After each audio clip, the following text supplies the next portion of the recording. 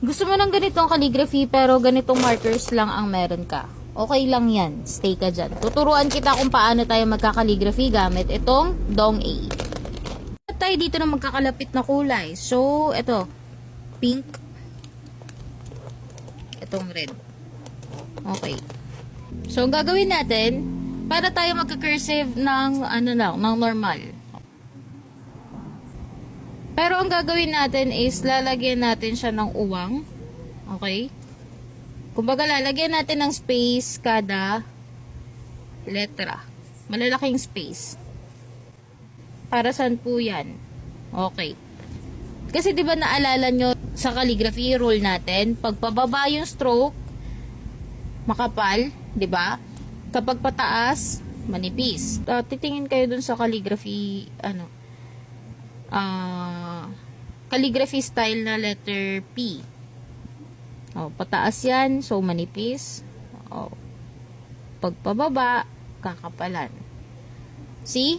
Para na kayo naka-create ng calligraphy. Pwede naman, kapalan nyo pa yan kung gusto ninyo. Ito din, para hindi siya mukhang awkward tignan. Okay, tapos, sa susunod pang letra, ganun din po ang gagawin ninyo. No?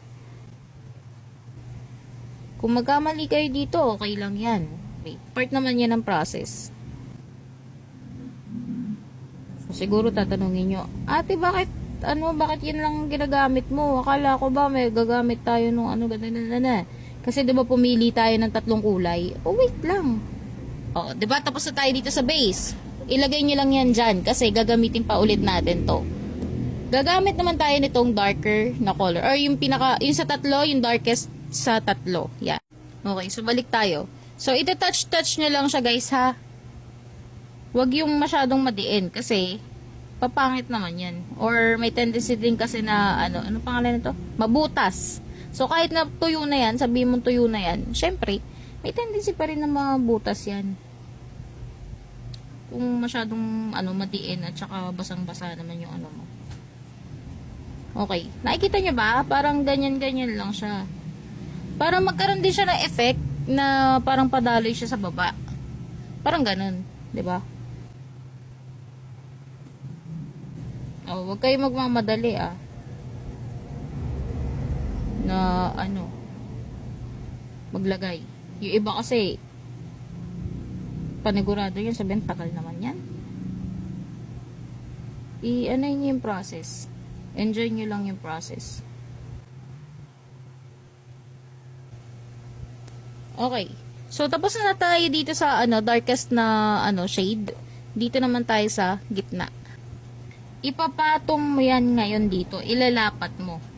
And kagaya nung ginawa natin sa kulay pula, dadahan-dahanin nyo rin yan. Yung patouch-touch lang siyang ganyan. Hindi yung andiin-diin na ganon. No? Kasi kapag sobrang andiin-diin naman ang mo, butas na yung papel mo. Bakit ka pa nag-lettering? Talaga. Wait lang.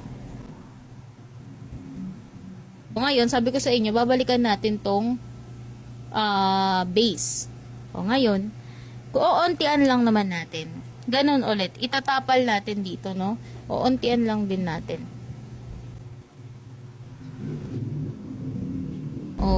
Ngayon, tatandaan nyo sa pagsha-shadow. Sa susunod na video na yun. Sa susunod na video pala. Ay! Ang pangit. Punta tayo sa yellow. Okay lang magkamali, guys. Kasi ako naman yung nagkamali. So, okay lang yan. Wala to. Wala tong nagtuturo na to. Ipa-fast forward ko na.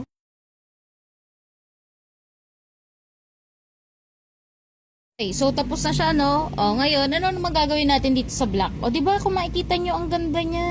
Diba? Sinasabi ko sa inyo. Ang gagawin natin ngayon, itong black. Ipapalibot natin siya dito sa pink. Pero nasa sa inyo yan kung gusto nyo pa bang lagyan ng extra, Or pwede rin naman, gawin nyo na lang din shadow, ganito. Kung saan nakalagay yung shadow, dadagdagan nyo na lang ng black, ganyan. Para kumbaga mas maging buhay na buhay yung kulay. Nasa sa inyo naman yan eh. Alam nyo kasi guys, sa paggawa ng design, Kailangan nyo lang talagang mag-explore. Hindi naman laging kailangan meron ka sinusundan na na itsura or ano ba. So, kailangan mo lang kumbaga pag-anahin mo yung creativity mo. Kung nakikita mo yung lagpas-lagpas, hindi, magbubulag-bulagan ka dyan. Kasi ako yung gumawa, hindi ako pwede magkama. Charing, joke lang. Di ba? O, anong sinabi ng mo? Ng Dong A. Bili na. Mura lang yan.